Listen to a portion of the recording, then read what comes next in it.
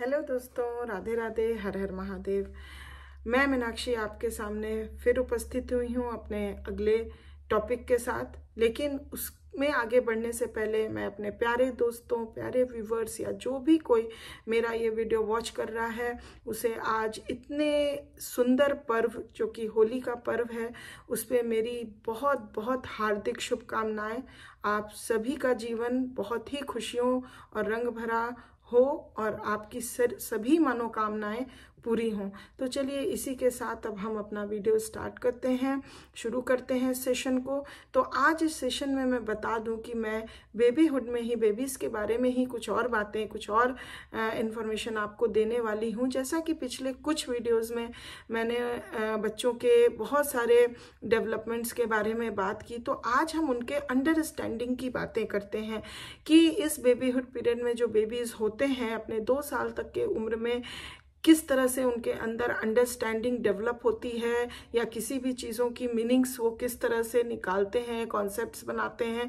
आज हम इस सेशन में जानेंगे कि उनकी अंडरस्टैंडिंग का डेवलपमेंट कैसे होता है और कैसे वो डेवलप करती है। तो मैं आशा करती हूँ कि आप वीडियो में अंत तक ज़रूर बने रहेंगे और प्लीज़ सब्सक्राइब नहीं किया है तो जल्दी से सब्सक्राइब करिए, जिससे हमारा और आपका संपर्क ऐसे ही बना रहे। तो चलिए शुरू करते हैं। Development of understanding in babies in babyhood period. Because all babies begin life with no comprehension of the meanings of the things they come in contact with in their environment. जैसा कि हम जानते हैं, पहले भी हमने जाना बेबीज़ के बारे में कि उस दौरान उनका कंप्रहेंशन, अंडरस्टैंडिंग बहुत ज़्यादा डेवलप नहीं हुई होती है कि जिस भी पीपल या ऑब्जेक्ट या सराउंडिंग में जो भी उनके चीज़ें हैं उनके कांटेक्ट में वो आने पे उनको बराबर से उनको अंडरस्टैंड कर पा रहे हैं, नहीं हुई होती है। They must acquire through maturation and learning. But वो धीरे धीरे जैसे जैसे वो मैच्योर या जैसे जैसे ग्रोन अप होते जाते हैं उसके द्वारा और लर्निंग के द्वारा वो धीरे धीरे उसका एक्विजिशन कर लेते हैं, एक्वायर करने लगते हैं। And understanding of what they observe, कि धीरे धीरे उनकी अंडरस्टैंडिंग डेवलप होने लगती है जो वो ऑब्जर्व करते हैं।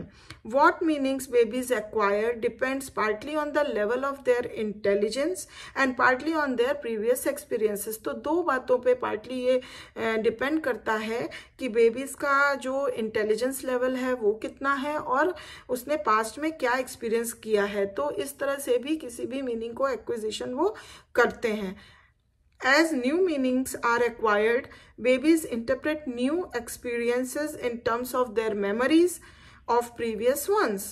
The association of meanings with objects, people and situation results in the development of concepts. तो जो भी एसोसिएशन मीनिंग का उन्होंने पिछले अपने पास्ट में पीपल या सिचुएशन किसी भी प्रकार का बनाया होगा उसके आधार पे वो एक कॉन्सेप्ट फॉर्मेशन करते हैं। The behaviour of normal baby shows that concepts develop rapidly. अगर हम देखें कि नॉर्मल बेबीज का जो बिहेवियर है वो उसमें कॉन्सेप्ट्स का डेवलपमेंट बहुत तेजी से होता है। Baby shows recognition of familiar people and objects. जो भी उनके फैमिलियर पीपल या ऑब्जेक्ट होते हैं जिनका उनको पास्ट एक्सपीरियंस होता है उसका रिकॉग्निशन वो काफ़ी जल्दी कर लेते हैं जो उनके एनवायरनमेंट में होता है। Through pleasurable responses just as they regard strange people and object with fear. जैसे कि अगर उनके फैमिलियर लोग हैं तो उनके लिए वो प्लेजर रिस्पॉन्स के थ्रू रिकॉग्निशन करते हैं और जो स्ट्रेंजर है उनके प्रति वो फियर का रिस्पॉन्स देते हैं। At first they respond to the total situation rather than to any one part of it. As a result, they respond to people, objects and situations that have elements of common as if they were all one and the same thing.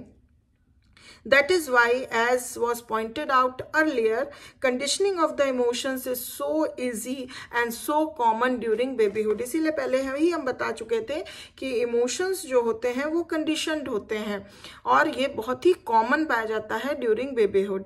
In his classic experiment Watson जो थे एक behavioural psychologist हैं जिन्होंने अपने एक classic experiment में बताया कि a baby to fear a rabbit by associating a loud harsh noise with the rabbit. Later, Watson reported that the baby showed fear of white stuffed animals आप कह लीजिए। तो बेबी बाद में क्या है कि किसी भी वाइट तरह के जो भी स्टफ्ड एनिमल्स होते हैं उनसे उसको फेयरफुल रिस्पॉन्स मतलब वो करने लगता है, फेयर होने लगता है। अ वाइट मफ देख लिया, and even a person in a Santa Claus costume with a flowing white beard. तो इवन कोई भी ऑब्जेक्ट हो, एनिमल हो, या फिर हम कह सकें कोई अगर व्यक्ति, यहाँ तक कि इवन सेंटा क्लॉज बना है, तो उस तरह के भी पर्सन को देख के वो जो है फेयरफुल रिस्पॉन्स देता है, क्योंकि उसके पास्ट एक्सपीरियंस में उसी तरह का उसको फियर हुआ था रैबिट से। अब हम बात करते हैं how understanding develops. The earliest perceptions of babies come through sensory exploration. अगर हम पहले अर्लीस्ट परसेप्शन देखें बेबीज के अंदर, तो वो किसके द्वारा आया? सेंसरी एक्सप्लोरेशन के कारण आया। They look at, listen to, touch, smell and taste anything they can. Later, as their muscle coordinations develop, they are able to acquire more meanings through handling whatever is within their reach. धीरे धीरे जब muscle coordination उनका develop हुआ, तो जो भी उनके with in reach things होती थी उनको वो एक्वायर करते थे, ले लेते थे।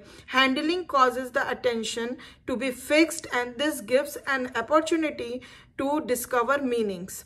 While babies of about 6 months, अगर बच्चा जब 6 months of age का होता है, may be held back in their exploratory behavior by fear of new and strange stimuli. By the end of the first year of life, manipulation begins. जब वो 1 साल का हो जाता है, तब उसमें लाइफ में जब 1 साल का हो जाता है तो मैनिपुलेशन बिगिन हो जाती है, and they try to discover meanings in new and strange objects and situations. Piaget भी एक साइकोलॉजिस्ट है, has labeled this the sensory motor stage in conceptual development lasting from birth to 2 or 3 years. Toward the end of babyhood, जब babyhood का end के तरफ बच्चा बढ़ता है, babies begin to put words together into sentences, generally beginning with who, what and why. While they cannot understand all the said in explanation, they derive enough meaning from the words they hear and the accompanying demonstration to build on the meanings they already have discovered from sensory exploration and motor manipulation. जैसा कि हम ये जान सकते हैं कि बहुत ज़्यादा वो अभी 1 वर्ड तक ही बात कर सकता है, बोल सकता है, समझ सकता है। बहुत सारी चीज़ों को वो बहुत अच्छे तरीके से एक्सप्लेन करके कुछ नहीं बता सकता या नहीं समझ सकता, बट हाँ, जो भी वर्ड्स उसके सामने आ रहे हैं उसको वो उससे एनफ मीनिंग निकाल लेता है, समझ लेता है कि सामने वाला क्या बोलना चाह रहा है, वो एक्वायर कर लेता है। And build on the accompanying demonstration to build on the meanings they have already discovered from sensory exploration and motor manipulation. At no time, however, do babies abandon the simpler forms of discovering meanings, even when they are capable of using more advanced forms. By the time they are 2 years old, जब वो 2 साल के हो जाते हैं, babies are capable of making simple generalizations based on similar experiences in which they have observed relationships. Their limited knowledge and experience, however, make it difficult for them to distinguish between living and inanimate objects, क्योंकि उनको इतना knowledge और experience अभी नहीं हुआ रहता है कि लिविंग बीइंग्स और इनएनिमेट ऑब्जेक्ट्स के बीच में वो डिस्टिंग्विश अभी पूरी तरह से कर पाए। As a result they believe that all objects are animate and have the same attributes as living beings. Many of the important concepts needed for adjustment to life are learned in rudimentary form in the babyhood years. बहुत सारे ऐसे important concepts हैं जो कि babyhood period में बच्चे learn करते हैं या समझते हैं, वो अभी rudimentary form में बहुत अच्छे तरीके से तो develop नहीं हुआ रहता है. As the baby's social horizons broaden during childhood and adolescence, new meanings will be added to the foundation laid at this time. तो babyhood को एक foundation period बोला जाता है जहाँ पे इन सारे concept और understanding का एक foundation क्रिएट किया जाता है, और जब बच्चा थोड़ा ओल्डर होता है, वो चाइल्डहुड पीरियड में जाता है, एडोलेसेंस पीरियड में, तो उसके जो अभी ले डाउन कॉन्सेप्ट्स हुए हैं उसमें और भी बहुत ज़्यादा मीनिंग्स उस समय ऐड हो जाती हैं किसी भी व्यक्ति या वस्तु के बारे में जो उसके एनवायरनमेंट में वो सामना करता है। Emotional waiting characteristics of all concepts begins to become an important element of the developing concepts during the babyhood years। तो इस तरह से हम देख सकते हैं कि पूरे अपने बर्थ से लेके 2 इयर्स तक के समय में बच्चा किस किस तरीके से किसी भी चीज़ को कंप्रहेंड और अंडरस्टैंड कर सकता है, कॉन्सेप्ट का फॉर्मेशन कैसे शुरुआत होती है और किस तरह से बेबीहुड पीरियड में वो फाउंडेशन लेवल उनका तैयार होता है, जिससे वो आगे आने वाले पीरियड्स में स्टेज में अच्छे से एडजस्ट कर पाए और उसका अच्छे से डेवलपमेंट हो पाए। तो अभी बहुत तरह के कॉन्सेप्ट्स हैं जिनकी जो बेबीहुड पीरियड में बेबीज़ का कॉन्सेप्ट फॉर्मेशन होता है, उसके बारे में मैं अपने नेक्स्ट वीडियो में वो कॉन्सेप्ट्स के बारे में लेके आऊँगी। तो प्लीज़ मेरा नेक्स्ट वीडियो ज़रूर वॉच करिएगा। और आज के लिए बस इतना ही, और इसके लिए अगर अभी तक सब्सक्राइब नहीं किया है तो प्लीज़ जल्दी से सब्सक्राइब कर दीजिए। और नेक्स्ट वीडियो में मैं इसके आगे और भी जानकारी लेके आने वाली हूँ। And thank you very much for watching my video.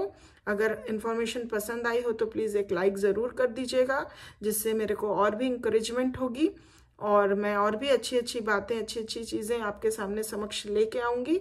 और तब तक के लिए धन्यवाद। Take care, bye bye.